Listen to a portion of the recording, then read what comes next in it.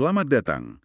Kali ini kita akan melakukan pembahasan mendalam yang sumbernya, unik sekali. Sebuah skripsi. Betul, tepatnya skripsi dari mahasiswi Fakultas Pertanian Universitas Mula Warman. Judulnya sangat akademis ya. Analisis break-even point dan nilai tambah agroindustri sirup mangrove. Sebuah studi kasus pada UMKM di Kota Bontang, Kalimantan Timur.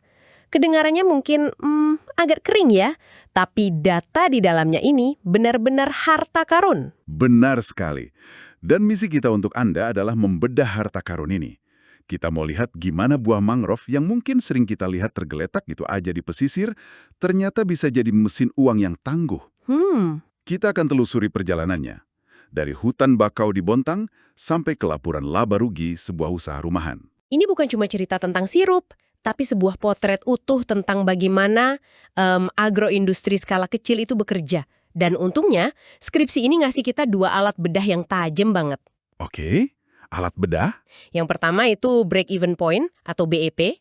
Ini bisa kita anggap sebagai general check-up lah untuk kesehatan bisnis. Oke, check up kesehatan. Saya suka analogi itu. Terus yang kedua? Yang kedua, analisis nilai tambah dengan metode Hayami. Nah, kalau BIP itu check up, metode Hayami ini ibarat tes DNA. Tes DNA? Iya, kita mau tahu persis dari bahan mentah yang murah, kekayaan baru apa aja yang lahir. Dan yang paling penting, siapa yang nikmatin kekayaan itu? Pemiliknya, pekerjanya. Kita akan bongkar semuanya. Baik, mari kita mulai check up dan tes DNA ini. Kita mulai dari bahan bakunya dulu deh. Kenapa buah mangrove? Kayaknya saya belum pernah dengar ada yang mengolahnya. Nah, Sumber kita ini kan fokusnya ke satu jenis spesifik ya. Soneratia ovata. Apa sih istimewanya buah ini? ini detail yang menarik. Ternyata nggak semua buah mangrove bisa diolah. Banyak yang terlalu sepat atau getir. Oke. Jenis Soneratia ovata, atau kalau kata masyarakat lokal itu buah pidada, ini pilihan yang paling pas. Rasanya tuh unik. Ada asam, ada manisnya. Jadi ideal banget buat diolah jadi minuman kayak sirup. Oh, jadi ada spesies juaranya gitu ya. Skripsi ini juga nyebutin kandungan gizinya. Ada vitamin C, ada antioksidan. Jadi ini bukan sekedar inovasi karena bahannya melimpah, tapi emang ada potensi kualitas di sana yang belum banyak dilirik. Tepat. Dan yang melirik potensi ini adalah seorang tokoh bernama Ibu Amirah. Studi kasus ini pusatnya ya di UMKM yang beliau jalankan. Ibu Amirah. Dan Ibu Amirah ini bukan sekedar pengusaha biasa. Skripsi ini mencatat kalau beliau itu juga seorang ketua kelompok tani hutan. Oh, jadi ini bukan usaha yang berdiri sendiri ya, tapi tumbuh dari sebuah komunitas ya? Lebih dari itu, beliau ini bisa dibilang jangkar komunitas. Statusnya sebagai ketua kelompok tani hutan itu nunjukin kalau usahanya ini punya akar sosial yang kuat. Masuk akal. Ini bukan cuma inisiatif individu cari untung, tapi ada semangat kolektif buat manfaatin sumber daya lokal. Dan usahanya juga udah merambah ke dodol, permen, sampai selai. Semuanya dari mangrove. Dan usahanya ini sudah memberdayakan orang lain juga kan? Kalau nggak salah, ada 4 orang tenaga kerja yang terlibat. Betul, ada dampak ekonomi langsung ke masyarakat sekitarnya. Sekarang coba kita intip dapurnya. Gimana buah pidada itu diubah jadi sirup? Oke, ini bagian favorit saya dari skripsi ini. Mereka benar-benar mengamati cara pembuatannya. Dan ada satu detail soal pemilihan buah yang menurut saya luar biasa. Oh ya? Jadi, nggak semua buah pidada bisa dipetik. Kriterianya spesifik banget. Buahnya harus berwarna kusam, terus teksturnya udah empuk pas ditekan, dan yang paling unik, harus keluar aroma khas kayak madu. Itu kan standar operasional prosedur yang lahir dari pengalaman ya, bukan dari buku teks. Betul. Ini nunjukin ada local wisdom yang udah jadi standar kualitas. Mereka tahu persis di titik kematangan mana buah itu ngasih rasa terbaik. Terus, gimana proses setelah buahnya kepilih? Prosesnya ternyata jauh lebih rumit dari yang saya bayangin. Bukan sekedar cemplang-cemplung gitu. Bayangin, setelah disortir dan dikupas, buah direbus pertama kali buat melunakan. Oke. Lalu disaring buat diambil sarinya. Ampasnya langsung dibuang? Justru enggak. Ampasnya direbus lagi pakai air baru. Buat ngekstrak sisa-sisa sari yang masih nempel. Terus disaring lagi. Wow. Dan proses perebusan dan penyaringan ampas ini diulang sampai 3 kali. 3 kali? 3 kali. Baru setelah itu, gabungan sari dari 3 tahap tadi Direbus bareng gula sampai jadi sirup. Luar biasa. Proses ekstraksi 3 tahap itu kuncinya. Kunci buat dapat sari yang maksimal dengan rasa yang pekat. Ini proses yang sangat padat karya kan? Butuh sabar, butuh tenaga. Dan detail proses inilah yang nanti akan ngejelasin kenapa angka nilai tambahnya bisa tinggi banget. Saya jadi penasaran, itu ampas terakhirnya setelah 3 kali direbus dibuang, atau jangan-jangan masih bisa jadi pakan ternak ya? Skripsinya nggak bahas sampai ke sana, tapi itu pertanyaan yang bagus banget. Itu nunjukin pola pikir zero waste yang justru sering kita temuin di UMKM akar rumput kayak gini. Oke, kita udah lihat prosesnya, yang padat karya. Pertanyaan berikutnya, apakah kerja keras ini sepadan? Hitung-hitungan bisnisnya masuk akal nggak? Nah, mari kita buka laporan keuangannya. Menurut data, dalam sebulan, UMKM ini mampu produksi 150 botol sirup. Oke. Total biaya produksi per bulan itu Rp2.729.500. Coba kita bedah biaya itu. Apa komponen terbesarnya? Ini seringkali jadi kejutan loh. Benar sekali. Biaya untuk bahan baku utamanya, yaitu buah mangrove itu sendiri, ternyata cuma Rp225.000. Tunggu, Ya. cuma Rp225.000 untuk bahan baku dari 150 botol sirup? Itu rendah banget rasanya. Rendah banget. Ini poin krusial. Ini nunjukin betapa berharganya proses pengolahan itu sendiri. Nilai buahnya mungkin nggak seberapa, tapi nilai dari tenaga, keahlian, dan proseslah yang dominan. Betul. Komponen biaya terbesar justru datang dari biaya lain-lain, isinya itu botol kemasan, label, tutup botol sama gas. Totalnya mencapai Rp1.076.000. Wow, jadi biaya untuk baju dan bensinnya itu 4 kali lipat lebih mahal dari bahan baku utamanya. Iya kan? Ditambah lagi ada biaya tenaga kerja sebesar Rp780.000. Ini benar-benar membalikkan asumsi umum ya. Tepat, banyak pengusaha pemula cuma fokus nekan harga bahan baku. Padahal dalam bisnis kuliner skala kecil, seringkali biaya kemasan, logistik, dan upah tenaga kerjalah yang jadi komponen paling signifikan. Ini pelajaran penting dari studi kasus ini. Oke, itu dari sisi pengeluaran. Sekarang kita lihat pemasukannya. Setiap botol sirup dijual seharga Rp25.000.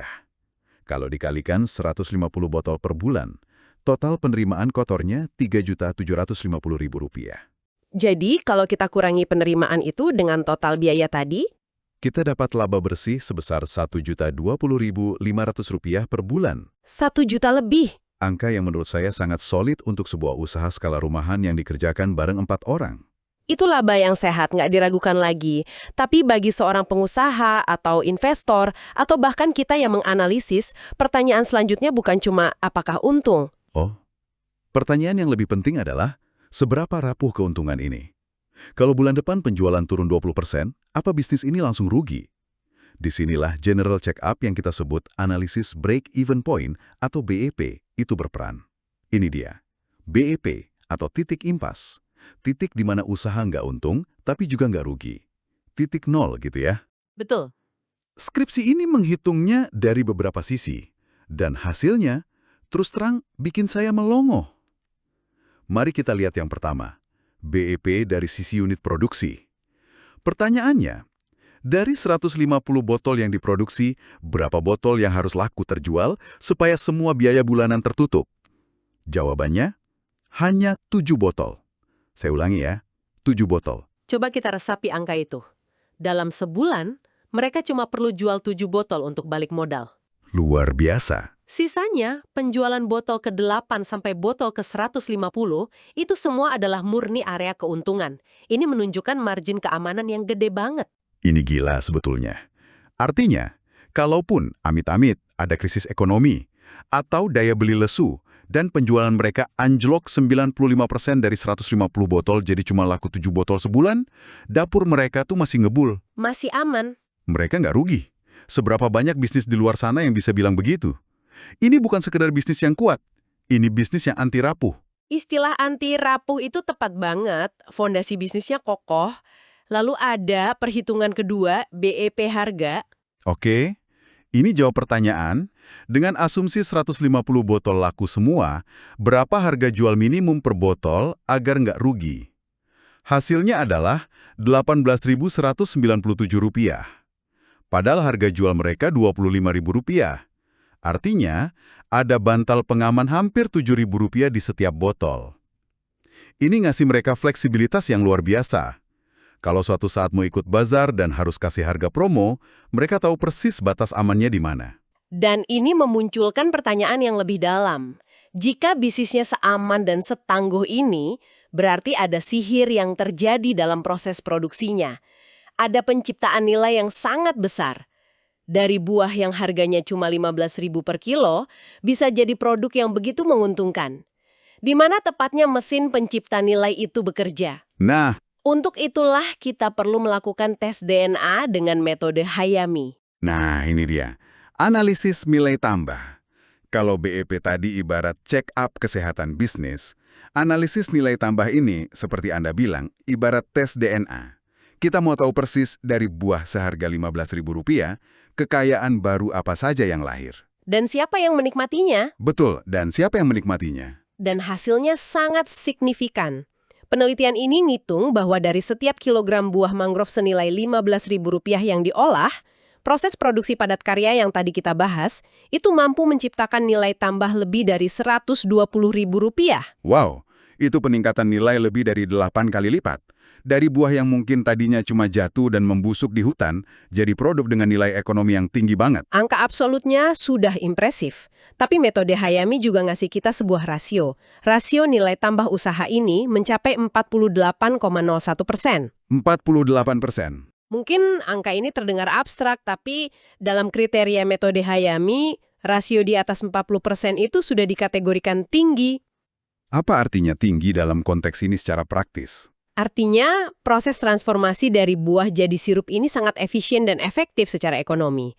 Proses ini benar-benar menciptakan kekayaan baru, bukan sekedar mindahin nilai dari satu pos ke pos lain. Oke.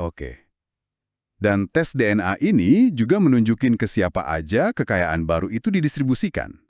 Dari total nilai tambah yang tercipta, porsi terbesar, yaitu 43,70% menjadi laba usaha. Jadi, keuntungan bersih yang masuk ke kantong pemilik usaha adalah komponen terbesar dari nilai tambah yang diciptakan. Benar. Dan laba inilah yang jadi bahan bakar pertumbuhan. Laba ini bisa diinvestasikan kembali oleh Ibu Amirah untuk beli mesin yang lebih canggih, perluas pasar keluar Bontang, atau mungkin dapat sertifikasi halal. Ini adalah mesin pertumbuhan ekonomi skala kecil yang berjalan sangat sehat. Jadi, apa artinya semua ini? Kita berangkat dari satu skripsi, dari buah di hutan mangrove Bontang, kita intip dapurnya, dan kita berakhir pada sebuah model bisnis yang terbukti bukan cuma untung, tapi juga luar biasa tangguh. Poin kuncinya jelas banget. Usaha sirup mangrove ini nggak cuma menghasilkan laba yang sehat, tapi dia punya fundamental keuangan yang kokoh. Iya, Yang dibuktikan oleh titik impasnya yang rendah banget itu, ini bisnis yang nggak mudah goyah. dan yang gak kalah penting, proses produksinya secara terukur mampu menciptakan nilai tambah yang signifikan, yang manfaatnya bisa dirasain langsung sama pemiliknya, sama 4 orang tenaga kerjanya, dan pada akhirnya sama ekonomi lokal di sekitarnya. Tepat sekali, sebuah contoh nyata bagaimana sumber daya lokal yang seringkali dianggap nggak bernilai dengan sentuhan inovasi dan kerja keras bisa diolah jadi produk bernilai tinggi dengan modal bisnis yang solid. Dan untuk Anda, ada satu pemikiran penutup dari kami. Kajian ini kan fokusnya di sisi ekonomi ya, yang sudah terbukti sangat positif. Tapi, coba kita perluas lensanya sejenak. Bayangkan jika model bisnis yang tangguh ini direplikasi di puluhan atau bahkan ratusan desa pesisir lain di Indonesia. Sebuah potensi yang sangat besar ya. Pertanyaannya bukan cuma soal dampak ekonominya, tapi apa dampaknya bagi konservasi hutan mangrove itu sendiri? Apakah dengan menciptakan nilai ekonomi yang nyata dari buahnya, kita secara nggak langsung ngasih insentif paling kuat bagi masyarakat untuk menjaga kelestarian pohon-pohon itu? Menarik. Sebuah insentif yang mungkin jauh lebih efektif daripada sekedar papan larangan menebang atau kampanye konservasi. Ketika hutan menjadi sumber penghidupan, bukankah melindunginya menjadi kepentingan bersama? Sebuah pertanyaan untuk kita renungkan.